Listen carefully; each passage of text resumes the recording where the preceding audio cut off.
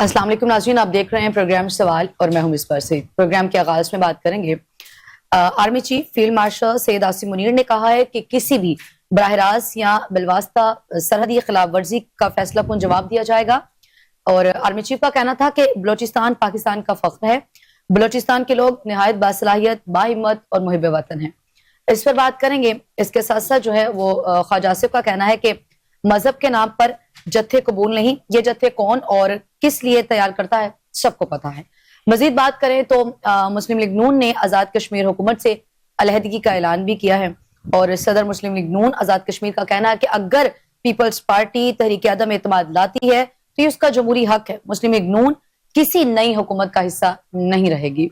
और इसके साथ साथ लाहौर को जो है वो पाकिस्तान का पहला और दुनिया का दूसरा आलूदा तरीन शहर करार दिया गया है। इमरजेंसी एक्शन प्लान जो है वो भी फाल कर दिया गया। और प्रोग्राम के आखिरी हिस्से में हम डिबेट करेंगे गजा के हवाले से। अमेरिकी सदर के दामाद का कहना है कि गजा का मंजर ऐसा है जैसे यहाँ एटम बम गिरा हो। तमाम तर मौज़ूआत हमारी आज की डिबेट का हिस्सा होंगे और इन पे मुदल्लिल गुफ्तगू करने के लिए हमेशा की तरह मौजूद हैं एहसन साहब, सीनियर एनालिस्ट हैं, कौमी और बैनुल अक़वामी अमूर पर गहरी नजर रखते हैं। फर्स्ट ऑफ ऑल अस्सलाम वालेकुम एहसन साहब, सबसे पहले तो हम बात करेंगे आर्मी चीफ की आज की जो स्टेटमेंट थी। उन्होंने कहा कि किसी भी बराह रास्त या बिलवास्ता जो सरहदी खिलाफ वर्जी है उसका फैसला कौन जवाब दिया जाएगा। उन्होंने कहा कि बलोचिस्तान पाकिस्तान का फख्र है, बलोचिस्तान के लोग निहायत बासलाहियत, बाहिम्मत और मुहिब वतन है। कैसे देखते हैं आप इस स्टेटमेंट को? जी मिसबा, अगर आप देखें तो ये जो स्टेटमेंट आई है ये उसी का एक तसलसल है जो आर्मी चीफ जो है फील्ड मार्शल आसिम मुनीर साहब जो हैं पिछले कुछ दिनों से उनकी इस तरह की स्टेटमेंट्स आ रही हैं, उसी का ये एक हिस्सा है। और मेरा ख्याल है कि ये जो हिस्सा है ये हमें बता रहा है कि सरहदों पर सूरत हाल जो है अभी भी बहुत कशीदा है। और पाकिस्तान आर्मी के जो चीफ हैं उनकी तरफ से अगर ये वाशगाफ अल्फाज में कहा जा रहा है तो बेसिकली जो एनिमी ऑफ पाकिस्तान है उनको बड़ा तंबीह की जा रही है, बड़े समझे कि एक बावसूख किस्म के एक जज्बे के साथ कहा जा रहा है कि जनाब इसका जवाब बड़ा सख्त होगा। तो बात इसमें यही निकलती है कि इस वक्त जो मशरकी जो सरहद है, ईस्टर्न जो पार्ट है पाकिस्तान का, उसकी तरफ से अभी भी ख़तरा जो है वो टला नहीं है। भारत के जो आप समझे एक मैलिस है, एक मेलाफाइडी है, वो सबके सामने है। पूरी दुनिया जानती है कि उन्होंने पहले भी क्या किया, दहशत गर्दी का एक गलत इल्ज़ाम लगाकर पाकिस्तान के ऊपर हमला किया। खैर उसका बीफिटिंग जो आंसर मिला, अभी तो वो थोड़ी देर के बाज आए, लेकिन साथ फिर अफगानिस्तान के अंदर से जो प्रॉक्सीज शुरू हो गई। आज ख्वाजा आसिफ साहब का भी इस हवाले से एक बड़ा वाज़िया पैगाम आया। उन्होंने कहा जी कि ये जो सीज फायर हुआ है पाकिस्तान और अफगानिस्तान के दरमियान में, ये उतनी देर तक ही है जब तक इसकी पासदारी की जाए और दूसरी तरफ से अटैक ना किया जाए। लेकिन अगर वहां से किया जाता है तो फिर जारी बात है सीज फायर खत्म हो जाएगा। तो अब देखना ही है कि अफगानिस्तान के साथ जो हमारी बातचीत हुई दोहा के अंदर, उसमें कितनी इम्प्लीमेंटेशन जो है वो की जाती है, कितना तालिबान जो है इसके ऊपर जो है इसका क्या कहते हैं एहतराम करते हैं सीज फायर का। लेकिन मेरा ख्याल है कि पाकिस्तान की जो अस्करी क़यादत है, पाकिस्तान की जो पॉलिटिकल क़यादत है, उनको पता है कि ये दोनों मालिक जो हैं ख़ास तौर पर भारत और अफगानिस्तान मिले हुए हैं और दोनों जानिब से किसी भी वक्त पाकिस्तान पर कोई भी एक एडवेंचरिज्म की जा सकती है। इस एडवेंचरिज्म के नताइज क्या होंगे ये आर्मी चीफ बता रहे हैं कि जनाब अगर हमला किया गया किसी भी हवाले से, इसका जो लुब्बे लुबाब है, इसका जो मफ़हूम है, या किसी भी अंदाज में किया गया तो पाकिस्तान इसका बड़ा सख्त रद्द अमल देगा। जो इससे पहले काकुल अकेडमी में उनकी जो स्टेटमेंट आई उसके अंदर ये था कि अगर छोटी सी भी खिलाफ वर्जी की गई तो उसका एक जवाब जो है उसको एनालिसिस करने के बाद बड़ा सख्त दिया जाएगा।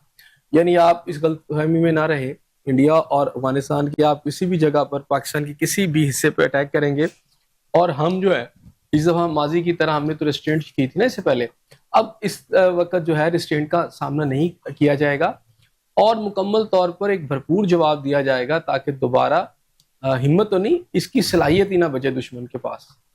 ऐसा सब भारत हो, अफगानिस्तान हो, हम तो अपने जो दुश्मन, हम तो नहीं ये बावर करवा रहे हैं कि किसी भी किस्म की जारियत जो होगी उसका मुंह तोड़ जवाब भी दिया जाएगा। ये जो पाक अफगान सीज फायर हुआ है या जो जंगबंदी का मायदा हुआ है, इसको हम स्ट्रेटेजिक क्लैरिटी कह सकते हैं हुकूमत की तरफ से? क्या मतलब जरा दोबारा? जो स्ट्रेटेजिक क्लैरिटी का एक नाम दिया जा रहा है, हम कह सकते हैं कि चूंकि पाक अफगान जंग बंदी खित्ते के लिए बड़ी स्ट्रेटेजिक क्लैरिटी के तौर पे सामने आई और उसका क्रेडिट पाक फौज को जाता है। دیکھیں ابھی میں نے یہ آپ سے کہا نا کہ ابھی پہلی بات یہ ہے کہ ابھی جو ہم دیکھ رہے ہیں سیز فائر، یہ کتنا مستقل رہتا ہے یا نہیں رہتا، یہ کتنے عرصے تک رہتا ہے یا نہیں رہتا، یہ آنے والا وقت بتائے گا. لیکن ابھی صورتحال میرا خیال ہے کہ قبل از وقت ہے کہ آپ یہ کہیں کہ جناب یہ جو اس وقت جو سیز فائر ہوا ہے وہ اس کی خلاف ورزی نہیں ہوگی.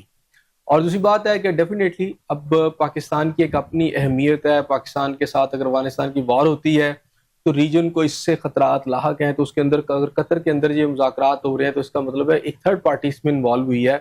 قطر کا آپ کو پتہ ہے کہ انفلوئنس افغانیوں کے اوپر بہت زیادہ ہے. اس سے پہلے افغانستان کے جو طالبان یہاں پر موجود ہیں، ان کے جو مذاکرات امریکہ کے ساتھ ہوئے تھے وہ بھی دوحہ میں ہوئے تھے. دوحہ میں ان کا باقاعدہ طور پر ایک سینٹر بھی کھولا گیا. اگرچہ کہ پاکستان کے اندر یہ مشورے کیے جا رہے تھے جب ان کی گورنمنٹ آئی کہ پاکستان کے اندر بھی کوئی ایسا سینٹر کھول دینا چاہیے جہاں پر ان کے ساتھ مذاکرات ہونے چاہیے اور یہ یہاں پر رہیں. لیکن میرا خیال اس آئیڈیا کو پسند نہیں کیا گیا اور اب دوحہ میں ہم کر رہے ہیں. اب دوحہ کے اندر ڈیفینیٹلی اب ایک گرنٹر بھی آ جاتے ہیں. جب آپ معاہدہ کرتے ہیں تو اس میں قطر کی حکومت تو براہ راست ہے، اور اگر اس کے بہائنڈ میں بات کروں تو سعودی عرب بھی یقیناً موجود ہوگا. لیکن سوال یہاں یہ پیدا ہوتا ہے کہ ٹرمپ جو بار بار کریڈٹ لے رہے تھے، امریکی صدر جو ہیں، کہ جناب انہوں نے دنیا میں بہت ساری جنگوں کو رکوایا، اگرچہ کہ بالکل اس کے برعکس چیزیں ہوئی ہیں. خاص طور پر وہ کریڈٹ لے رہے تھے انڈیا پاکستان کی اس لڑائی کا. لیکن اب دیکھیں کہ جب افغانستان کی جب لڑائی ہو رہی تھی تو وہ یہ کہہ رہے تھے کہ جی یہ میں رکوا سکتا ہوں لیکن ابھی مجھے اور بہت سارے کام کرنے کو ہیں. تو ویسے تو وہ پاکستان کے بڑے ہمدرد بن رہے تھے، لیکن اس دفعہ انہوں نے کہا جی مجھے ابھی اور بہت سارے کام کرنے کو ہیں. لیکن انڈیا پاکستان کے اندر بھی شروع میں انہوں نے یہ کہا کہ اس سے ہمارا امریکہ کا کیا تعلق ہے، امریکہ کو اس سے کوئی غرض نہیں ہے کہ آپس میں لڑے ہیں. لیکن پھر وہی بات ہے کہ جب امریکہ کے بغل بچے کو مار پڑی، بہت زیادہ مار پڑی، تو امریکہ کود کے آ گیا. تو امریکہ میرا خیال ہے ہر اس جنگ میں تو آ رہا ہے صلح کے لیے کہ جہاں اس کے انٹرسٹ ہیں، اور جو پاکستان سے جس کو مار پڑی ہیں یا مسلمان کسی ملک سے اگر اس پارٹی کو مار پڑتی ہے زیادہ، ان کو فیل ہوتا ہے کہ اس کو مار زیادہ پڑ گئی ہے تو اس کو بچانے کے لیے وہ ضرور آتے ہیں. صحیح. ایسے صاحب آج جو ہے وہ خواجہ آصف کا کہنا ہے کہ مذہب کے نام پہ جتھے جو ہے وہ قبول نہیں ہیں. یہ جتھے کون اور کس لیے تیار کرتا ہے سب کو پتا ہے. کیا کہیں گے آپ خواجہ آصف کسی مذہبی جماعت کے متعلق؟ دیکھیے خواجہ آصف صاحب کا یہ جو بیان ہے میرا خیال ہے میرے سمیت پوری پاکستانی قوم کو نہیں پتا اچھا کہ یہ جتھے کون تیار کرتا ہے. خواجہ آصف صاحب کو اگر پتا ہے تو وہ یقیناً چونکہ وہ برداشت نہیں کر رہے جتھوں کو، تو پھر جو اس کے پیچھے ہیں ان کو بھی برداشت نہیں کرنا چاہیے. اب یہ تو نہیں ہے کہ منشیات بک رہی ہے تو آپ چھوٹی موٹی منشیات فروشوں کو تو پکڑ لیں، لیکن پیچھے جو بڑے ان کا جو بڑے لوگ ہیں پیچھے، بگ فشز ہیں، بگ فش ہیں، بگ گن ہیں، ان کو نہ پکڑیں. تو بات یہ ہے کہ سب سے پہلے میرا خیال ہے خواجہ آصف صاحب کی قوم پر جو ہے مہربانی کریں، پاکستان پر یہ مہربانی کریں، وہ یہ بتا دیں کہ یہ جتھے کون تیار کر رہے ہیں، تاکہ قوم کو کم از کم یہ تو پتا چلے کہ ان کے ساتھ جو دشمنی کر رہا ہے وہ ہے کون. اور پھر اس کے مطابق وہ اپنی جو بھی اسٹریٹجی بنانا چاہیں یا حکومت پاکستان کو اپنی اسٹریٹجی بنانا چاہے وہ بنائے. اگر ان کو یہ پتا ہے کہ کون ہے تو بتا دیں، اور اگر وہ پاکستان کے اندر کی قوتیں ہیں تو وہ بھی ان کے نام، میرا خیال ہے یہ ان کے اوپر فرض بھی ہے، ان کی ذمہ داری بھی ہے کہ یہ قوم کو بتائیں کہ کون ہے. دوسری بات ہے کہ جب آپ ایسا کریں گے تو کم از کم موجودہ جتھوں کا تو میں نہیں کہتا، لیکن مستقبل میں جتھے بنتے وقت پھر جو بنانے والے ہیں وہ بھی کئی دفعہ سوچیں گے کہ ہمارے نام تو تشت اسبام ہو چکے ہیں، ہم تو منکشف ہو چکے ہیں سب کے سامنے، تو ہمارے جو کریکٹرز ہیں وہ کیا قوم برداشت کر لے گی. تو میرا خیال ہے اگر بنانے والے حکومت کی صفوں کے اندر ہیں، بنانے والے پاکستان کے اداروں کی صفوں کے اندر کہیں موجود ہیں یا کہیں اور موجود ہیں تو انہیں بتانا چاہیے. یا اگر کوئی مذہبی پارٹیاں اس کے پیچھے انوالو ہیں، مذہبی گروپ اس کے پیچھے انوالو ہیں تو ان کا بھی ذکر کرنا چاہیے. تو بہرحال یہ جو جتھوں والی بات ہے، یہ جو سانحہ مرید کے ہوا ہے، جس کے اندر آپ یہ سمجھ لیں کہ جس بری طرح اس کو ڈیل کیا گیا اور جس کی آج بازگشت جو ہے ہم پوری دنیا بھر میں سن رہے ہیں، ہیومن رائٹس جو کہ ادارے ہیں وہ بھی اس پر بات کر رہے ہیں، ایون انڈین میڈیا نے تو اس کو بہت ایکسپلائٹ کیا. پاکستان میڈیا کے اوپر اس کا بالکل بلیک آؤٹ رہا. لیکن آپ یہ سمجھ لیں کہ کسی چیز کو آپ بلیک آؤٹ کرنے سے ہرگز یہ نہیں ہوگا کہ اس کے جو ڈیٹیلز ہیں یا اس کے جو حقائق ہیں وہ آپ چھپا سکیں گے. کیونکہ پاکستانی قوم جاننا چاہتی ہے، اسے پتہ بھی ہونا چاہیے کہ ان جتھوں کے ساتھ سلوک کیا اور ان جتھوں کے پیچھے کون. اگر آپ برداشت نہیں کر رہے تو اگر کوئی جتھا آیا ہے اور وہ لا اینڈ آرڈر کو ہاتھ میں لے رہا ہے تو وہ بھی پتہ چلنا چاہیے. تو میرے خیال ہے اس کا سب سے بیسٹ حل یہ ہے کہ ان واقعات کی جوڈیشل انکوائریز ہونی چاہیے. صحیح. ایسا صاحب آپ نے بھی کہا کہ سانحہ مرید کے جو ہے وہ اس کو بری طرح ڈیل کیا گیا. آپ کو کیا لگتا ہے کہ ریاست بزور طاقت یا پھر بزور بازو جو ہے وہ ایک بار پھر عوامی طاقت کو کچلنے میں کامیاب دیکھیں ہوئی؟ جمعیت علماء اسلام کے سربراہ جو ہیں فضل الرحمان صاحب ہیں، جماعت اسلامی ہے اور کچھ اور جماعتیں جو ہیں، ایون پی ٹی آئی جو ہے، ساری باتیں ملکی پولیٹیکل جماعتیں ہیں، وہ تو یہ کہہ رہی ہیں کہ اس کے اندر جو ہے بڑی زیادتی ہوئی ہے، بڑا خون بہایا گیا ہے، اور وہ بھی ڈیمانڈ کر رہے ہیں کہ اس کے اصل حقائق سامنے آئے. تو میں نے کہا نا کہ ہائی لیول ایک جوڈیشل انکوائری ہونی چاہیے. اور خواجہ صاحب کا جو بیان آیا ہے کہ جناب اس کے پیچھے کون ہے، میرا خیال ہے کم از کم جوڈیشل انکوائری میں یہ تو پتا چلے گا کہ اس کے پیچھے کون ہے اور وہ کیا کرنا چاہتا ہے، اور اگر وہ ہے اور ملک کے اندر موجود ہے تو وہ کیوں ابھی تک قائم ہے، اس کی سرپرستی کون کر رہا ہے. تو میرا خیال ہے حقائق جو ہیں چونکہ ان کی ذمہ داری ہے، وہ اس وقت ایک اہم پوسٹ پہ موجود ہیں. وہ اس وقت پاکستان کے حوالے سے جو بھی تھریٹس پاکستان کو آئے ہیں، یعنی افغانستان کی طرف سے یا کہیں اور سے آتے ہیں، تو خواجہ آصف صاحب جا کر وہاں پاکستان کی ایک ترجمانی بھی کرتے ہیں، اسپوکس پرسن بھی ایک قسم کے کہوں تو وہ غلط نہ ہوگا. اگر وہ یہ سارا کچھ کر رہے ہیں تو پاکستان کی جو داخلی سطح پر جو اس طرح کی چیزیں بن رہی ہیں تو ان کے حوالے سے بھی انہیں ڈیٹیل قوم کو بتانا چاہیے. یہ حقائق نہ میرا خیال ہے اب ونس فار دا آل جو ہے نا سامنے آ جانے چاہیے. اور یہ بڑی امپورٹنٹ بات انہوں نے کہا ہمیں پتا ہے کہ جتھے کے پیچھے کون ہے. تو اگر آپ کو یہ پتا ہے تو آپ جو ہے مذاکرات کے لیے یا آپریشن کے لیے آپ افغانستان کے اندر گھس جاتے ہیں اور آپ وہاں سے دوحہ پہنچ جاتے ہیں. تو یہاں نہیں پتا آپ کو، کیونکہ جو پاکستان کا امن کوئی خراب کرنے کی کوشش کرتا ہے، پاکستان کے لا اینڈ آرڈر کو ہاتھ میں لیتا ہے اور پاکستان کی عوام اور پاکستان کے اداروں پر کوئی حملہ کرتا ہے، تو کم از کم اس کا چہرہ تو میرا خیال ہے بے نقاب ہونا چاہیے. تو خواجہ آصف صاحب کو اگر پتہ ہے تو بتانا چاہیے. سب سے بڑا اچھا پلیٹ فارم جو ان کے پاس موجود ہے وہ پارلیمنٹ ہے. پارلیمنٹ آف پاکستان ان کے پاس موجود ہے، انہیں وہاں بتانا چاہیے کہ ان جتھوں کے پیچھے کون. اچھا ایسے صاحب فیض آباد دھرنے میں بھی اس جتھے کو پوری طرح فیسیلیٹیٹ کیا جاتا رہا، نہ وہاں انہیں کوئی خوراک کی کوئی کمی تھی، نہ انہیں پانی کی کسی قسم کی کوئی کمی تھی، ایون کہ ٹھنڈ تھی اور انہیں ایرانی کمبل تک وہاں پہنچائے گئے. کون تھا فیسیلیٹیٹر؟ خواجہ آصف صاحب کو پتا ہے. وہی بات آ گئی کہ تب بھی تو اس جتھے کو پوری طرح فیسیلیٹیٹ کیا گیا تھا، تو کوئی تو فیسیلیٹیٹر ہوگا نا. جی بالکل، بڑی آسان سی بات ہے. اس کے پیچھے وہی جتھا ہے جس نے اس سے قبل پی ٹی آئی نے جب اسلام آباد کے اندر ڈی چوک میں دھرنا دیا عمران خان صاحب کی قیادت میں، تو وہاں جنہوں نے کمبل پہنچائے، جنہوں نے کھانا پہنچایا، جنہوں نے کیا کہتے ہیں کیلوں والے ڈنڈے استعمال کرنے کا مشورہ دیا فورس کے خلاف، اور جنہوں نے وہاں ادھم مچائے رکھا، وہ سارے کے سارے اس جتھے کے پیچھے بھی تھے.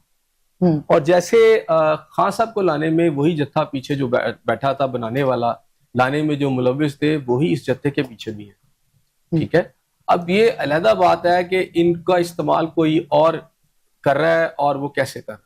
صحیح. اب یہی باتیں خواجہ آصف صاحب کو بتانی چاہیے کہ پی ٹی آئی کا وہ جو دھرنا تھا اس کے پیچھے کون سے لوگ تھے، اور اسی دور کے اندر چونکہ نون کی گورنمنٹ تھی تو اسی دور کے اندر یہ جو اچھا جو داغ سانحہ ماڈل ٹاؤن کی صورت میں پی ایم ایل این کے سر لگا تھا، اب وہ دوبارہ سانحہ مریدکے میں بھی، تو ویسے سب اس کا ذمہ پی ایم ایل این کی حکومت نے لے لیا ہے کہ ہر طرح کے جو عوامی احتجاج ہے اس کو ڈنڈے سوٹھوں سے روکنا ہے اور پھر اس کا جو کریڈٹ ہے وہ خود لینا ہے. اچھا یہ بڑا مزیدار بات ہے کہ یہ جو ہے جو آپ نے جس نے کہا جتھا، تو اب اگر اس جتھے کی بات کریں تو اس پر جو سب سے پہلا بڑا آپریشن ہوا ہے وہ عمران خان صاحب کے دور میں ہوا ہے. اچھا. اور بڑا خوفناک ہوا تھا. فیروزپور روڈ جو آپ کا جو ہے جی ٹی روڈ کے اوپر، اسی طرح شاہدرہ اور بھی ساری ایریا جو تھا، یہیں پر ایک میدان جنگ بن گیا تھا اور پھر بڑی گولی چلی اور اس کے نتیجے میں کم از کم 12 پولیس اہلکار جو ہیں انہوں نے ان کی زندگیاں گئیں، اور اس کے علاوہ ایک رف اسٹیمیشن کے مطابق 70 سے 80 لوگ ان لوگوں کے بھی پاکستان بھر میں ان کی جانیں گئیں. تو اس کے مقاصد کیا تھے اور اس کے مقاصد کیا ہے؟ میں نے کہا نا کہ اس بالکل سامنے آنا چاہیے. مثلا یہ ایک ایسا جتھا ہے جس کو آپ جتھا کہہ رہے ہیں، اگرچہ کہ اس دفعہ تو چلیں اس وقت تو کوئی اور چیز چل رہی تھی، اس وقت تو کوئی ایسی چیز بھی نہیں تھی، ایک مظاہرہ تھا اور اس کے اوپر اس طرح کی آپ نے جو ایکسیسو فورس یوز کی گورنمنٹ نے، وہ ایک علیحدہ سے کوشچن ہے. اور میں نے یہ کہا نا کہ سارے واقعے کے اندر جب تک آپ ایک ہائی لیول جوڈیشل انکوائری نہیں کریں گے، ایک تو ذمہ داروں کا پتہ چلے، پھر اس کے اندر بہت ساری اور ڈیٹیل سامنے آ جائیں گی کہ اس میں جو ایک پارٹی جو ہے اور جو ملک کی مختلف پارٹیاں سیاسی، وہ یہ کہہ رہے ہیں یہاں سے لاشیں غائب ہوئیں. وہ لاشیں کیسے غائب ہو گئیں، ہوئیں نہیں ہوئیں، گورنمنٹ کا کہنا ہے کہ جناب کوئی بندہ بھی یہاں سے غائب نہیں ہوا، کہ کوئی بات نہیں، کوئی غائب نہیں ہوا گا. لیکن وہ جو سوشل میڈیا پر فوٹیجز چلی جبکہ ایک ٹرک کو آگ لگی ہوئی تو دائیں بائیں جو لاشیں گری ہوئی تھی چاند ہی تھی بے شک، وہ کہاں چلی گئی. تو یہ ساری باتیں ہیں جو چیزیں جو سامنے آنی چاہیے. اور میں نے پھر آپ سے کہا کہ سمپلی ایک بیان دے دینا کہ جتھوں کو ہم آنے نہیں دیں گے، اچھا یہ تو سلسلہ چل رہا ہے نا. سب سے پہلے تو یہ ہے کہ ان کے پیچھے کون ہے، اور کیا وہ غیر ملکی قوتیں ہیں یا ملکی قوتیں ہیں. ملکی قوتیں ہیں تو پھر ایسا پردہ کیا، ان کو تشت اسبام کرنا چاہیے. اور اگر غیر ملکی قوتیں ہیں تو پھر ڈیفینیٹلی ان کے خلاف بھی ایک بڑا صحیح. ایکشن ہونا ایسا چاہیے. سب عوام جب لوگ احتجاج کے لیے نکلتے ہیں تو پھر وہ لاٹھی چارج یا ڈنڈے سوٹھے، وہ اس وقت تو ہم دیکھتے ہیں کہ لوگ جو ہیں وہ ڈر کے بھاگ جاتے ہیں یا کونوں میں چھپ جاتے ہیں. آپ کو کیا لگتا ہے کہ اس وقت جب احتجاج ہوتا ہے تو لوگ ڈر کے چھپ جاتے ہیں، یہ دیرپا ہے، لانگ ٹرم ہے، کہ دوبارہ ایسا ہوگا ہی نہیں؟ وہ عارضی طور پہ ایسا ہوتا ہے لیکن وہ عوام کا جو اگریشن ہے وہ کبھی تو باہر آئے گا نا. دیکھیے آپ کو یاد ہوگا، میں نے ابھی عمران خان صاحب کا ذکر کیا کہ ان کے دور میں جب وزیر اعظم پاکستان تھے تو ایک مذہبی جماعت نے جب اپنا جلوس نکالا اور وہ بھی اسلام آباد کی طرف جانا چاہ رہے تھے تو بڑا آپ سمجھ لیں کہ اس کو سویئرلی اس کو ہینڈل کیا گیا اور پھر بہت زیادہ جانیں گئیں. اور آپ کے سامنے یہ سارا کچھ، لیکن گورنمنٹ نے اس وقت بھی یہ سارا کچھ کیا اور اس کے پیچھے بھی جو مقاصد کیا تھے وہ آج تک سامنے نہیں آ سکے. اسی طرح پھر میں آپ سے کہوں گا کہ جب تک قومیں جو ہیں، جب تک ان واقعات کا نوٹس لینے کے بعد ان کے اندر حقائق سامنے نہیں نہ لاتے تو تاریخ کے پردے میں آپ بے شک چھپاتے رہے چیزوں کو، یہ ابھر کے پھر سامنے آتی ہیں. خان صاحب کے دور میں اگر ہوا تھا تو اسے ختم ہو جانا چاہیے تھا، بڑا سیویئر آپریشن تھا. ایک یہاں تک ہوا تھا کہ اس کو کالعدم قرار دینے کی اس جماعت کو باقاعدہ ایک اناؤنسمنٹ بھی ہو چکی تھی اور بعد میں پھر وہ پابندی ہٹا بھی لی گئی. میں نے یہ کہا نا کہ ابھی تو بہت سیویئر ہوگا، یہ بڑے بڑے بیانات دیں گے، لیکن کیا فیوچر میں وہ اپنی بات پر قائم رہ سکیں گے، یہ جو ہے جاننا بہت ضروری ہے. اور ڈیفینیٹلی قوم تو نہیں بناتی نا اس طرح کی جو تنظیمیں کچھ ہوتی ہیں. ملیکے میں ہوا، ایک جمہوری ریاست یا جمہوری معاشرے میں یہ چیزیں زیب دیتی ہیں. دیکھیں ابھی میں نے اسی لیے کہا نا، اس میں کون غلط ہے کون صحیح ہے، صحیح ہوا ہے نہیں ہوا، ہوا ہے تو کیا ہوا ہے، وہاں کے حقائق کیا ہیں. اس کے لیے سب سے پہلے ایک ہائی لیول جوڈیشل انکوائری کی ضرورت ہے، جیسے ماڈل ٹاؤن کیس میں ہوئی تھی. تو وہاں بہت ساری چیزیں جوڈیشل انکوائری میں سامنے بھی آئی تھی، اگرچہ وہ تبدیل بھی ہوئی، لیکن چلیں کچھ نہ کچھ تو پتہ چلتا ہے نہ کسی جگہ پر قوم کو تھوڑا سا ایک سینس آف اکاؤنٹیبلٹی آتا ہے. تو میرا خیال ہے سینس آف اکاؤنٹیبلٹی کے لیے بھی، اداروں کے لیے بھی، قوم کے لیے بھی، ملک کے لیے بھی یہ ضروری ہے کہ اس طرح کے بڑے سانحات کی انکوائریز کرائی جائیں. اگر آپ وقتی طور پر انہیں دبا دیں گے تو اس کی ملک کو قوم کے اندر جو باز گشت ہے وہ لمبے عرصے تک جاری رہتی ہے. ہم یہ قطعا نہیں کہہ رہے اسنجا صاحب کہ ایسے جتھے جو ریاست کے خلاف بغاوت کریں انہیں مضبوط ہونا چاہیے یا جو ہے وہ ان کی سپورٹ کرنی چاہیے، ہم یہ بات تو قطعا نہیں کہہ رہے.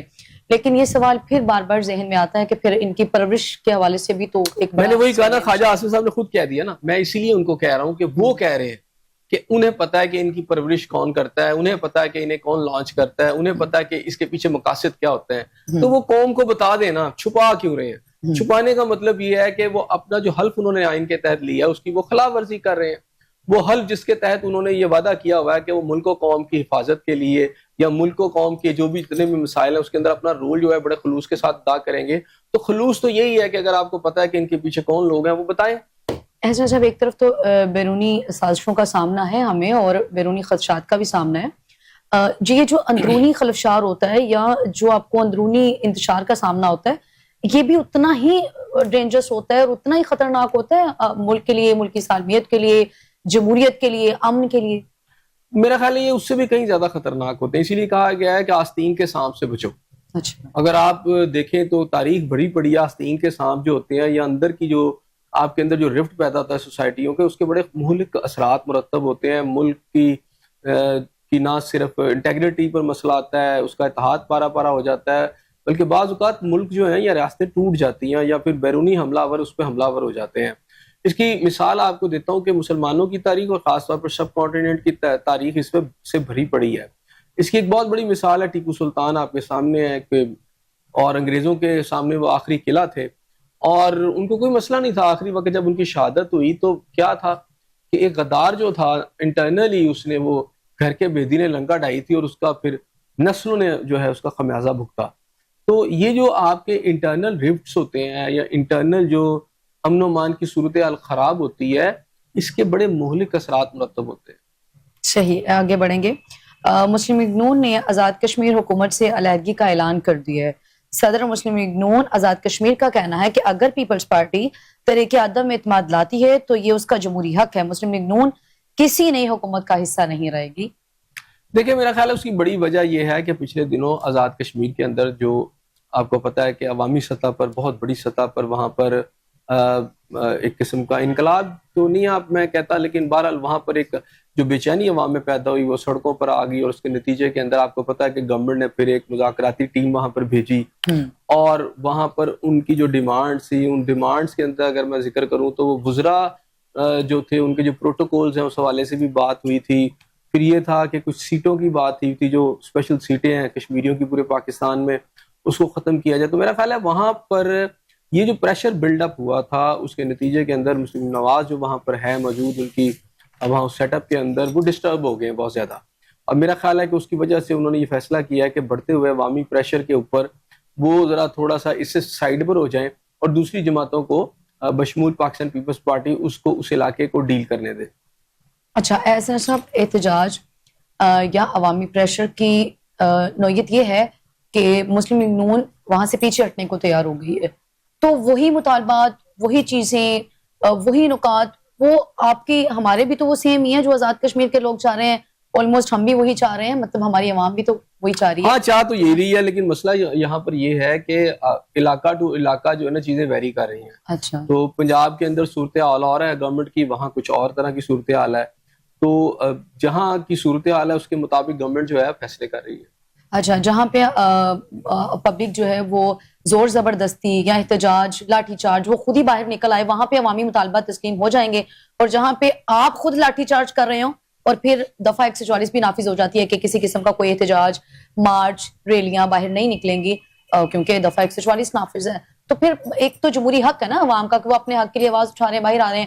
آپ کہہ رہے ہیں نہیں ہم نے تو صوبے میں 144 نافذ کر دی ہے، آپ باہر نہیں آ سکتے. آئین اور قانون کے مطابق ایک طرف یہ ہے کہ آپ جو بھی احتجاج کریں گے وہ پرامن ہوگا. اچھا، اور اگر حکومت یہ سمجھتی ہے کہ احتجاج پرامن نہیں ہوگا اور اس کے اندر وائلنس ہو سکتا ہے، لوگوں کی جانیں جا سکتی ہیں، املاک کو نقصان پہنچ سکتا ہے اور یہ ہے کہ آرسننگ کے واقعات ہو سکتے ہیں، تو پھر حکومت کے پاس بھی یہ رائٹ موجود ہے کہ وہ دفعات لگا کر، جیسے 144 لگا کر کچھ عرصے کے لیے ان علاقوں کے اندر امن و امان کو برقرار رکھنے کے لیے یہ اقدامات اٹھائے. اب یہ نہیں ہے کہ عوام کو تو جی حق ہے آئین اور حکومت کو کوئی حق نہیں ہے، دونوں کو حق ہے، لیکن ان کے جو آپ سمجھے کہ جو اختیارات ہیں یا ان اختیارات کو کیسے استعمال کرنا ہے اس کے لیے بھی سرٹن کنڈیشنز کو بڑا میرا خیال ہے بہت تفصیل کے ساتھ یہ آپ کے آئین کی کتابوں میں، آپ کے قانون کی کتابوں میں موجود ہے.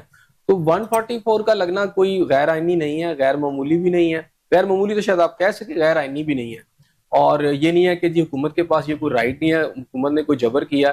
144 اگر حکومت سمجھتی ہے تو اس سے قطع نظر کہ حکومت کس کی ہے، وہ عمران خان صاحب کی بھی ہو سکتی ہے، ان کے دور میں بھی کئی جگہ پر 144 لگی تھی، یہ ہر حکومت کر سکتی ہے. اب سوال صرف یہ پیدا ہوتا ہے کہ آپ یہ دیکھتے ہیں کہ کیا واقعی ملک میں ایسی حالات ہیں کہ 144 لگا دی جائے.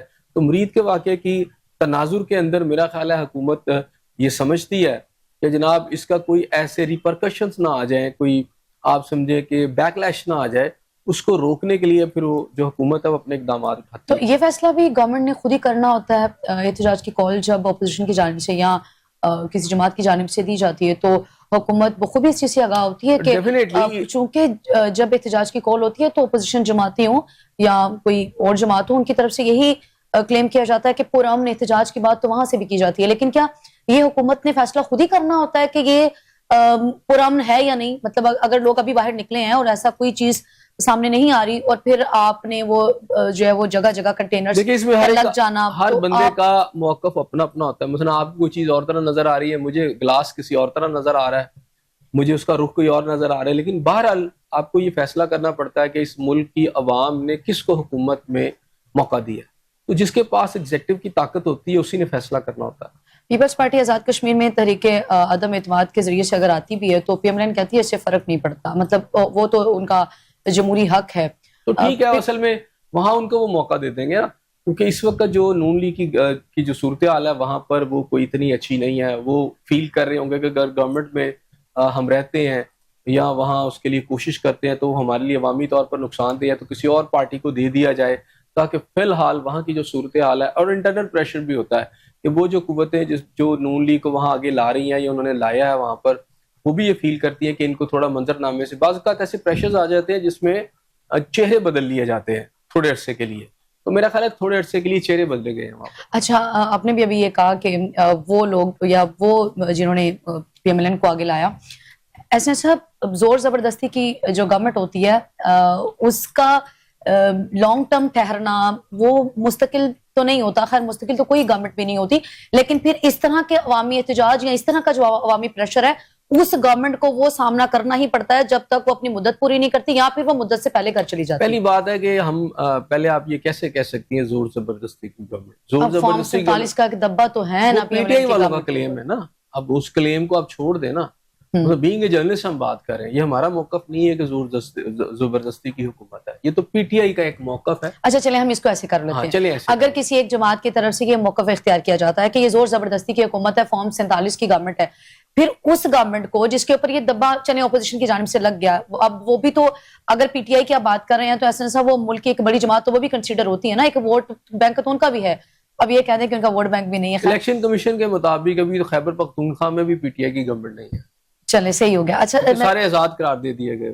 صحیح. اچھا وہ جو آزاد کینڈیڈیٹس تھے ان کا پی ٹی آئی سے کوئی تعلق نہیں تھا, رائٹ؟ دیکھیے اب میں تو قانون کی بات کروں گا نا, قانون کے مطابق اب وہ آزاد امیدوار, آزاد جو ہے ممبر قومی اسمبلی ہوں یا آزاد ممبر خیبر پختونخوا اسمبلی ہوں. ابھی پی ٹی آئی کا تو وہ چکر ہی نہیں ہے, ٹھیک ہے, کہ جی وہ دوست آندھے کی حکومت ہے تو جی پی ٹی آئی کی حکومت نہیں ہے. پی ٹی آئی تو ہے ہی نہیں کہیں پہ. صحیح.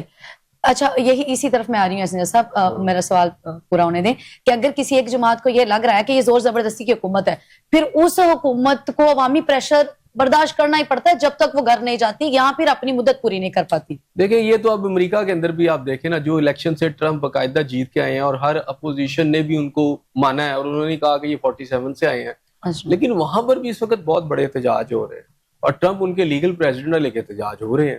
یہ کہنا کہ جناب کوئی فارم 47 کا ہے تو احتجاج اسی کے خلاف ہوگا اور دوسرے کے خلاف نہیں ہوگا, میرا خیال ہے یہ کنسپشن جو ہے نا, پرسپشن ٹھیک نہیں ہے.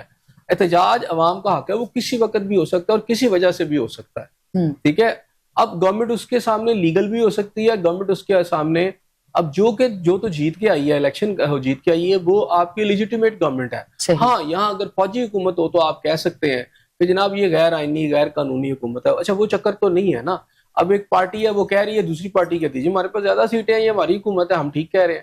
تو مانیں گے تو آپ انہی کی نا بات زیادہ جو اکثریت میں ہوں گے, کہ جمہوریت میں اکثریت کا فیصلہ مانا جاتا ہے, تو اس وقت اسمبلیوں میں اکثریت انہی کی ہے, تو فیصلہ تو بھی انہی کا مانا جائے گا نا. بہت اچھی بات کی ہے ابھی آپ نے کہ جو احتجاج ہے وہ عوام کا حق ہے. اب آپ کو کیا لگتا ہے کہ اس وقت عوام کو وہ حق حاصل ہے؟ دیکھیں آپ اس میں مختلف قسم کے اس میں پرسیپشنز ہیں. اچھا. اور عوام جو ہے کچھ جگہوں پر احتجاج نکل بھی رہے ہیں اور کچھ جگہوں پر نہیں بھی نکل رہے. سرٹن جو ہیں مثلا اگر گورنمنٹ کو یہ لگتا ہے کہ یہ ایلیمنٹ جو ہے وائلنس کریں گے, اور ان کی تاریخ بھی اسی طرح, کیونکہ کسی کو کرنے کے بعد تو پتہ چل جاتا ہے, لیکن ہسٹری بھی تو بن جاتی ہے نا سیاسی جماعتوں کی وائلنس کرنے کی. تو اس کو دیکھتے ہوئے پھر جو گورنمنٹس ہوتی ہیں وہ اپنا ایک فیصلہ کرتی ہیں, اسٹریٹجی اپناتی ہیں کسی چیز کو ٹیکل کرنے کی.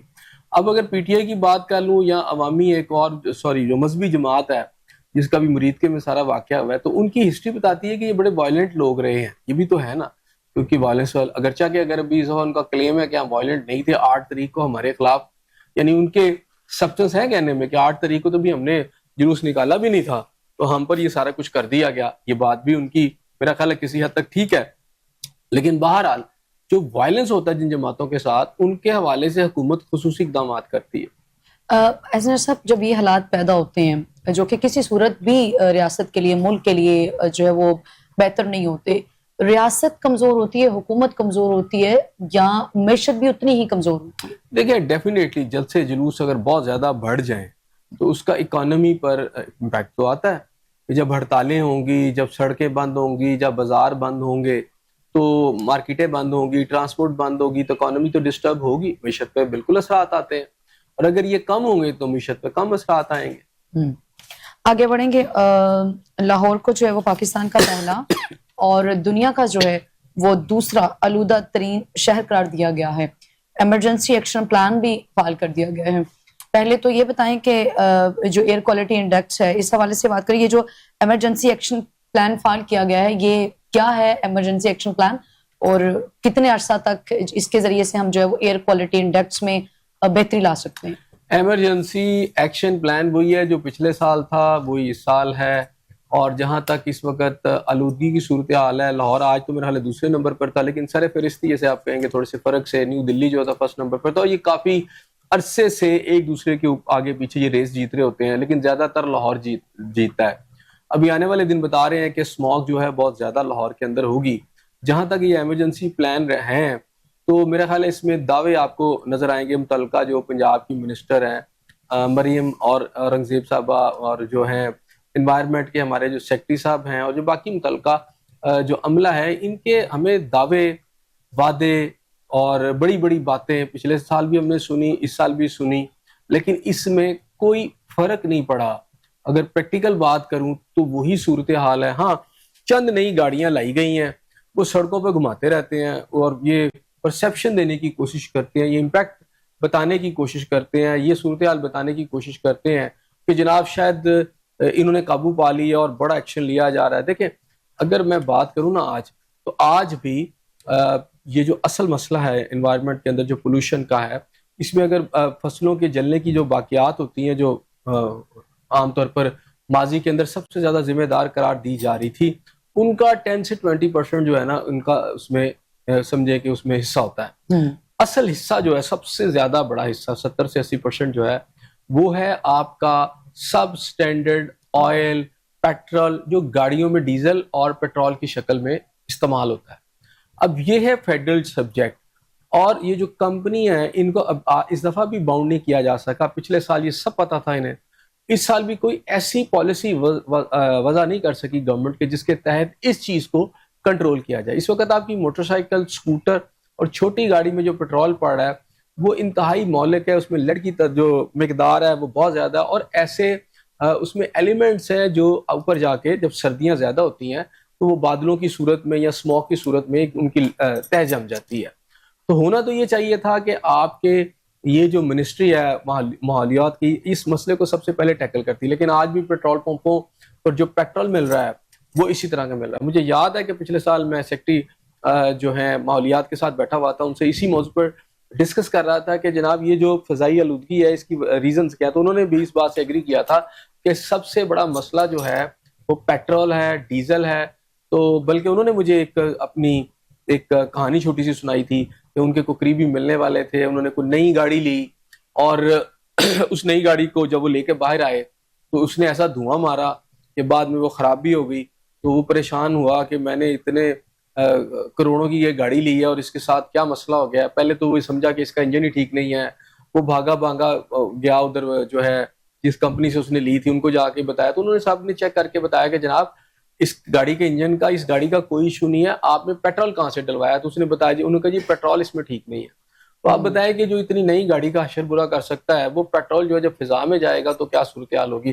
اچھا ایک اور بات ہے کہ ابھی تک ہمیں یہ بھی نہیں پتا کہ لاہور کے اندر پچھلی دفعہ تو یہ بھی ایک مسئلہ تھا کہ ہمیں یہی نہیں پتا تھا کہ پیمائش جو ہے کہ جناب اس وقت اسموک کتنی ہے, اس کی پیمائش کرنے والا اللہ میئرمنٹ جو کرنی تھی وہ بھی ہمارے شہر میں کچھ پرائیویٹ جگہوں پہ تو لگے ہوئے تھے, سرکاری سطح پہ وہ بھی پورے نہیں تھے. چلے ایک تو وہ بھی ہوتا ہے, دوسرا ایک اسپیشلی گاڑیاں لائے ہیں جن کو روڈ پہ یہ پھرا رہے ہیں کہ جناب اس سے کوئی کیمیکل یا واٹر وغیرہ یہ جو فضا ہے اس میں پھینکیں گے تو اس سے اسموگ جو ہے ختم ہو جائے گی. تو یہ جو ایکسپیریمنٹ کر رہے ہیں دیکھ لیتے ہیں اس کا کیا بنتا ہے. آپ کو کیا لگتا ہے اسنر صاحب, ہر سال ہمیں اس ماحولیاتی آلودگی کا سامنا کرنا پڑتا ہے, ایئر کوالٹی انڈیکس انتہائی ناقص ہو جاتا ہے ہمارا, پھر بھی ہم ہر سال پروگرامز بھی کرتے ہیں اس کے اوپر, عوام جو ہے وہ شکایت بھی کر رہی ہوتی ہے, تو کیا وہ سے بیماریاں بھی پھیلتی ہیں. ہمارا ابھی تک اس حوالے سے کوئی ہوم ورک مکمل نہیں ہے یا ہر ادارے کا یہی حال ہوتا ہے, ہم جس کو بھی چھیڑ لیں وہاں پہ ہمارے حالات. ہمارے یہاں مسئلہ یہ ہے مصباح کہ ہم جو ہے نا ان چیزوں سے, ہماری جو ایلیٹ کلاس ہے نا, جو حکمران ایلیٹ کلاس ہے, وہ بھی اس میں سے پیسے کمانے کا نا کوئی نہ کوئی طریقہ نکال لیتی ہے. ہمارے یہاں رنگ برنگی فورسز بنانے کا ایک رواج سا پڑ گیا ایسے ہی ہے. اور جو قومی خزانہ ہے, جو قوم کا خزانہ ہے, اس کو خوب اس کے اوپر شب خون مارتے ہیں. نئی نئی فورسز بناتے ہیں, اس کے نتیجے میں گاڑیاں آتی ہیں, موٹر سائیکلز آتی ہیں, نئے دفاتر بنتے ہیں, اور پھر اس کے اندر کمیشنز کی بھرمار ہوتی ہے. جو آپ کی بیوروکریسی یعنی بیڈ کریسی ہے نا, اس کے افسران خوب اس میں پھر ہاتھ جو ہے نا بہتی گنگا سے اس میں دھوتے ہیں. تو یہ جو ابھی پچھلے دن آپ کو پتا ہے کہ انوائرمنٹ کی بھی ایک کوئی فورس بنی تھی پچھلے سال, انوائرمنٹ پروٹیکشن اتھارٹی. یہ کس بلا کا نام ہے؟ یہ کس بلا کا نام ہے؟ یہ کیا کیا انہوں نے سارے سال کے اندر؟ اب یہ تو نہیں ہے کہ اس سیزن میں یہ بنی ہے, اس کو بنے ہوئے آلموسٹ تقریباً سال تو ہوئی چلا. یہ سال تو چلو 8-10 ماہ ہو گئے. اس 8-10 ماہ کے اندر ان کی کیا کارکردگی ہے؟ اگر آپ پلس مائنس ملٹی پلائڈ اور ایکول کریں گے تو یہ زیرو نکلتی ہے. اس دفعہ کی اسموگ آپ کو بتا دے گی کہ انہوں نے کیا کام کیا ہے. اچھا, اس میں یہ پریس کانفرنسز کریں گے, یہ کیا کہتے ہیں کہ میڈیا میں بڑی بڑی ہیڈ لائنز لگوائیں گے, پھر اس کے بعد یہ ہے کہ بینرز لگائیں گے, پبلسٹی کریں گے, لیکن بات یہ ہے کہ اسموگ کیا آپ ختم کر سکیں؟ تو جواب ہے نہیں. اور پھر جب ان سے پوچھتے ہیں کہ بھائی آپ نے ایکٹیویٹیز ساری کی تو اس کا نتیجہ, کہتے نہیں جی 20 سال لگیں گے. ابھی ان کے کھاتے میں نا 15-20 سال. جی آج ہم نے شروع کیا 20 سال, یعنی گورنمنٹ گزر جائے گی, شاید اگلی بھی آ جائے گی. میں نے پھر آپ سے کہا کہ کازز مین کاز آف یہ جو آپ کی اسموگ ابھی ہے, ایسا صاحب آپ نے ذکر بھی کیا کہ جو سب سٹینڈرڈ آئل ہے وہ اس مسئلے کی بڑی وجہ بنتا ہے. گاڑیوں کا جو ناقص آئل ہے, ہم الزام دے دیتے ہیں کہ جو باقیات ہیں فصلوں کی, یہ ایک بڑی وجہ ہے. تو مسئلے کی جڑ کو ہم نہیں پکڑتے اور جو دوسری لاجک ہے وہ ہم پیش کرنا شروع کر دیتے ہیں. اس چیز سے جو انوائرمنٹل پروٹیکشن اتھارٹی کو لیڈ کر رہے ہوتے ہیں یا اس کے جو چلا رہے ہوتے ہیں, اس کو ان کے علم میں یہ چیزیں نہیں ہوتی کہ ہم نے مسئلے کی جڑ کو پکڑنا ہے, نہ کہ ہم نے کسی اور چیز کو الزام دینا ہے. انہیں بھی پتا ہے, یہ کوئی ایسا مسئلہ نہیں کہ انہیں پتا نہیں ہے, لیکن اربوں روپے کے یہ کمیشن ہے آپ کے پیٹرول کے اندر. یہ جو آپ کی آئل کی کمپنی ہے جو آئل یہاں دیتی ہیں, اربوں روپے کے کمیشنز ہوتے ہیں. اب ظاہری بات ہے جو کھاتے ہیں وہ تو نہیں چاہتے کہ جو ہے ان کمپنیوں کا نقصان ہو جائے, کیونکہ اگر ان کا نقصان ہو جائے گا تو انہیں کون دے گا, اور کمپنیاں بھی نہیں چاہتی کہ ان کا نقصان ہو. سب سے بڑا ایشو جو کہ آپ کی اپنی آئیڈینٹیفیکیشن میں, آپ کی اپنی انویسٹیگیشن میں سامنے آ چکا ہے, وہ سب سٹینڈرڈ ڈیزل پیٹرول ہے. آپ اس کو ٹھیک کرنے کے لیے آپ فیڈرل سطح پہ بات کریں, وہ جو آئل کی کمپنیاں ہیں ان کو باؤنڈ کیا جائے, ان کے وہاں سسٹم چیک کیے جائیں, پھر وہ جو آئل یہاں پورے پاکستان میں دیتی ہیں اس کو تبدیل کرنا چاہیے, تاکہ ایک اچھی جو پیٹرول جب آئے گا تو آپ کی فضا بہتر ہوگی. لیکن ایسا نہیں ہو رہا. یہ اس کی وجہ یہ ہے کہ جب سرد موسم آ جاتا ہے اور اس کے جو فیومز اوپر جاتے ہیں تو وہ جم سے جاتے ہیں. اب ہمارے یہاں کیا ہے کہ 1-2 مہینے بحث چلے گی اور بڑے بلند و بانگ دعوے ہوں گے, لوگ پریشان ہوں گے, اس طرح 2-2.5 مہینے گزر جائیں گے, اور درمیان میں پھر یہ اس امید پر ہوتے ہیں کہ کوئی بارش ہو جائے گی. جب بارش کی امید پہ رہتے ہیں, پھر جب بارش ہو جاتی ہے تو وہ خود ہی ٹھیک ہو جاتا ہے. لیکن اس دوران کیا کرتے ہیں کہ یہ پھر آپ کے جو فنڈز ہیں اور بجٹ کھاتے ہیں, بیٹھ کرتے کچھ نہیں. رائٹ, ٹھیک ہے. اور اس کے بعد پھر ابھی آپ کو پتا ہے محسن نقوی صاحب کے دور کے اندر ایک مصنوعی بارش بھی کی گئی تھی. اصل اس میں حل جو ہے نا وہ بارش کی شکل میں ہوتا ہے. تو یہاں آپ پیٹرول جو ہے اس کا جو فضا میں جانا ہے اس کے بخارات کا, اس کو روکیں. اچھا, وہ آپ روکنے میں ناکام ہے. کمپنیوں کے اربوں روپے کے بزنس ہے, اور وہ آپ کے بڑے بڑے سیکٹریز جو ہیں جو اسلام آباد میں بیٹھے ہوئے ہیں ان کو بھائی دیتے ہیں, اس دینے کی وجہ سے آپ کا یہ آپ کی صورتحال ہے. اچھا صاحب, یہ جو واٹر گنز کا استعمال ہے اس کو بھی کہا جا رہا ہے کہ یہ بھی ماحولیاتی آلودگی کو کنٹرول کرنے میں بڑی معاون ثابت ہوگی. واٹر گنز کا استعمال پھر اس کے بعد ماحولیاتی انوائرمنٹل پروٹیکشن اتھارٹیز کا بنا دینا, اگر یہ مسئلے کا حل ہے تو پھر تو پرابلمس ہونی نہیں چاہیے. میں نے وہی کہا نا کہ ہونی تو نہیں چاہیے. اگر اتنی گاڑیاں سڑکوں پہ پھر رہی ہیں لاہور کی, تو اب وہ جو گنز ہیں ان کے ذریعے وہ استعمال بھی کر رہے ہیں, تو لیکن اگر سموگ ہو گیا دوبارہ سے آ گئی اس کی, تو کیونکہ اب شروع ہو گیا اور رات کو آپ کو نظر آنا شروع ہو جاتا ہے, ایسے ہی ہے, اور دن میں بھی آپ کو نظر آ رہا ہوتا ہے. لیکن جیسے جیسے موسم سرد ہوگا یہ اور زیادہ آپ کو نظر آنا شروع ہو جائے گا. اگر یہ واقعی افیکٹو ہے گاڑیاں تو پتہ لگ جائے گا. صحیح. ایسے سب آگے بڑھیں گے. غزہ کے حوالے سے جو ہے وہ امریکی صدر کے داماد کا کہنا ہے کہ غزہ کا جو منظر ہے ایسا ہے جیسے یہاں ایٹم بم گرا ہو. ابھی کل ہی ہم ذکر کر رہے تھے کہ غزہ میں جنگ بندی کے حوالے سے بھی ہم نے بڑی ڈیٹیل سے بات کی, اور پھر اس جنگ بندی کے بعد آپ نے کل بڑی ڈیٹیل سے ذکر کیا کہ جنگ بندی کے بعد اب دوبارہ سے ہم نے شروع کر دیے گئے ہیں. ایک طرف جنگ بندی ہوتی ہے, پھر دوسری طرف حملے شروع ہو جاتے ہیں, اور آج وہی صدر ٹرمپ ہے جن کے داماد کہہ رہے ہیں کہ غزہ کا تو منظر ایسا ہے جیسے وہاں پہ ایٹم بم گرا ہو. مصباح, اس سوال کے اندر ہی جواب چھپا ہوا ہے. اچھا, یعنی انہوں نے خود ہی بتا دیا ہے کہ ایسے لگتا ہے کہ ایٹم بم گرا ہو. اور ایٹم بم آپ کو پتہ اتنی ہے تباہی اور اتنی بربادی ہوئی. ہیروشیما اور ناگاساکی کے اوپر جو ایٹم بم گرایا گیا تھا اس کی جو تباہی جو تھی آج کا ایٹم بم اسے کہیں زیادہ مہلک ہے. ایسے ہی اور گرانے والا کون تھا؟ امریکہ نے بھی اس تباہی کو دیکھا تھا اور دنیا نے بھی دیکھا تھا. آج اگر وہ اس کو کمپیئر کریں غزہ کے اوپر تو آپ اندازہ کریں کہ پھر کتنا بڑا ظلم و ستم ہوا ہے کہ جو ان کے اپنے لوگ کہہ رہے ہیں کہ جو کھلی آنکھوں سے دیکھ رہے ہیں وہ کہتے ہیں ایسے لگتا ہے کہ یہاں ایٹم بم گرا ہے. کن کے اوپر یہ ایٹم بم گرا؟ کل آپ دیکھیں کہ نتن یاہو جو تھا خوشی سے بتا رہے تھے آج کہ جناب ہم نے پتہ نہیں کتنے ہزاروں ٹن جو ہے نا وہاں بارود پھینک دیا. چلو سینکڑوں ٹن پھینکا ہوگا یا ہزاروں ٹن پھینکا کس کے اوپر ہے؟ معصوم سے بچوں کے اوپر, ایسے ہی بے گناہ عورتوں کے اوپر, ٹھیک ہے, بوڑھوں کے اوپر, اور نوجوان جن کی زندگیاں جو ہے ختم کر دی گئی ہیں, جن کے مستقبل ختم کر دیے گئے, ان پر نہتے لوگوں کے اوپر, عمارتوں پر جو پہلے سے تباہ حال ہے. دل جو ہے نا ہولناکیاں دیکھ کر بالکل ایک دم ایسے لگتا ہے کہ جیسے کسی نے گرفت کر لیا. تو ظاہری بات ہے جو انسان ہے نا چاہے وہ کسی کے ساتھ بھی ہو تو بیچ میں تو انہیں پتا نا کہ یہاں کیا ہوا, تو ان کے منہ سے خود ہی نکل گیا کہ ایٹم بم. تو اب آپ یہ سمجھ لیں کہ واقعی غزہ کے اوپر اتنا بارود پھینکا گیا کہ اتنا شاید ایٹم بم سے نقصان نہ پہنچتا, جو اب اس کی سنگینی کا آپ اندازہ لگائیں کہ وہاں کے جو باسی ہیں ان کے ساتھ کیا کیا گیا.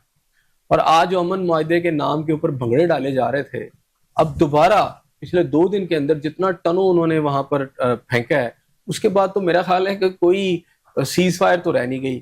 اب آپ جو مرضی دعوے کرتے پھریں, جو مرضی باتیں کرتے پھریں, اسرائیل جو ہے وہ کسی کی نہیں مانے گا.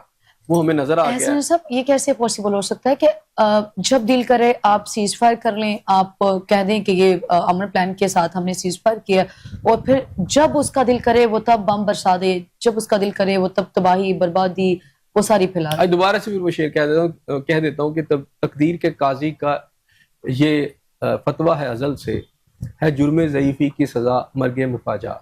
بات یہاں یہ ہے کہ یہاں طاقتور ملک اسرائیل اور اس کا سپورٹر امریکہ ہے وہاں پر, اور وہ پوری بھیانک طاقت کے ساتھ آ رہا ہے. اور یہاں کوئی وار نہیں ہو رہی, یہاں جینوسائیڈ ہو رہی ہے. There is no war in Gaza, there is just genocide in Gaza. اور وہ ایک طاقتور ملک اور یہ سارے لوگ کر رہے ہیں. اب مسلم امہ تو اس کے اندر بالکل کوئی ڈیفنس ہی نہیں کر رہی. اب یہاں دیکھیں اس کا جواب یہ بھی ہے کہ انڈیا نے پاکستان پہ حملہ کیا اور کچھ ٹارگٹس کے اوپر انہوں نے جب اس کو اچیو کیا تو وہاں بہت ساری عورتیں اور بچے جو ہیں ان کی شہادتیں ہوئی, لیکن اس کے جواب میں پھر انڈیا کا کیا حشر ہوا یہ بھی سب کو پتا ہے. یہاں پر اگر کوئی بھی ملک ہوتا جو اسرائیل کا بھی وہ حشر کرتا تو پھر غزہ پر ایٹم بم نہ گرتا, یا ایٹم بم جیسا جو انہوں نے مواد پھینکا وہ نہ گرتا. ایسا صاحب یہ وہ امریکہ ہے جسے اسرائیل کی پوری طرح جو اس کی پشت پناہی پہ کھڑا ہوتا ہے. یہی وہ امریکہ ہے جو خود کو انسانی حقوق کا لمبردار بھی کہلاتا ہے. یہی وہ امریکہ ہے جو خود کو سالس کے طور پہ بھی پیش کرتا ہے کہ جی جنگ بندی میں نے کروائی ہے, چونکہ تمام ممالک کے لیے میں سالس کے طور پہ وہ سامنے آتا ہے. دنیا کی آنکھوں میں دھول جھونکنے کے مترادف. اچھا یہ جو دھول جھونکنے والے ممالک ہیں نا, یہ بڑی بری طرح ان کے چہروں سے نقاب اترا ہے, اور پتہ چلا ہے کہ یہ اندر سے بہت سیاہ دل ہے ان کا جو ایکٹ ہے. یہ بڑے ظالم لوگ ہیں, اور ویسے تو آپ کہتے ہیں کہ جی وحشی اور بربر جو ہیں یا بربریت جو ہے وہ شاید منسلک ہے کسی جنگل کے لوگوں کے ساتھ یا ان درندوں کے ساتھ. تو جس درندگی کا یہ مظاہرہ پوری دنیا بھر میں کر رہے ہیں, میرا خیال ہے وہ بری طرح ایکسپوز ہوئی ہے. خود امریکہ کے اندر اس کے اپنے ادارے فوج کے جو ہے اپنے ہی امریکیوں کے ساتھ اس وقت کیا کر رہے ہیں, وہاں کی عورتوں کے ساتھ کیا کر رہے ہیں, سب کے سامنے پورا امریکہ آپ کو سڑکوں پہ نظر آتا ہے. اور وہ ٹرمپ کے خلاف احتجاج کرتا پھرتا ہے, اور وہاں پر بھی ان کو احتجاج کرنے کی کئی جگہوں پر اجازت نہیں, وہاں پر فورس کا استعمال کیا جا رہا ہے. وہاں کا ملک ٹرمپ جو ہے وہ خود کہتا ہے میں بادشاہ ہوں, اور وہ اسی طرح کا ٹویٹ کرتا ہے اور وہ تاج پہن کر وہ لوگوں پر گند پھینک رہا ہے. یعنی ان کی مینٹل سطح دیکھ لیں کیا, یہ کیسے لبرل لوگ ہیں, یہ کیسے سویلائزڈ لوگ ہیں. کوئی لگتا ہے اس میں سویلائزیشن ان میں کوئی بستی ہے. یہ تو ایسے لگ رہا ہے کہ جیسے جنگل لا ہے, یا ایسے لگ رہا ہے کہ جیسے درندگی ہے, کوئی وحشیانہ پن ہے. تو یہ جو نقاب یہ تیزی سے اتر رہے ہیں امریکہ کے, تو اب میرا خیال ہے اترنا شروع ہو چکے ہیں. یورپ کے بھی آپ جو نقاب ہیں اترتے دیکھیں گے. اچھا وہاں کی حکومتیں بھی اگر عوامی جو احتجاج ہوتا ہے اس کو درخور اتنا نہیں سمجھتی, یا ہمارے یہاں ہی صورتحال ہے؟ بالکل. اب پورے دنیا کے اندر دیکھیں ایک چل رہا ہے ایک نیا سسٹم جس کو آپ مائٹ از رائٹ کہہ سکتے ہیں, یا کلب لا کہتے ہیں, کہ پوری دنیا کے اندر جو حکومتیں, اور یہ امریکہ سے چل رہی ہیں یہ سارا ٹرینڈ, کہ بائی فورس جو ہے یا طاقت کا استعمال جو ہے وہ عوام پر کیا جائے, اپنے اندر طاقت کے ذریعے کنٹرول حاصل کیا جائے. اچھا اگر میں روس اور چین کی بات کروں تو وہ تو پہلے سے اس طرح کے ممالک ہیں, عرب بھی اسی طرح کے ہیں. لیکن جو لبرل کنٹریز تھے جہاں سے یہ جمہوریت بلکہ ایکسپورٹ کی جاتی تھی. ٹھیک ہے, ان کی صورتحال اب اس وقت یہ ہے کہ وہ شاید چینی معاشرہ یا آپ کہیں روسی معاشرہ اس سے بھی زیادہ ظلم اپنی عوام پہ کرنا شروع ہو چکے ہیں. صحیح, بہت شکریہ احسن زیاہ صاحب آپ کا. ناظرین, آپ کا پروگرام دیکھنے کا بے حد شکریہ. فی الوقت مجھے اور احسن زیاہ صاحب کو دے اجازت. کل پھر ملاقات ہو, سیم چینل سیم ٹائم. اللہ نے کے بعد.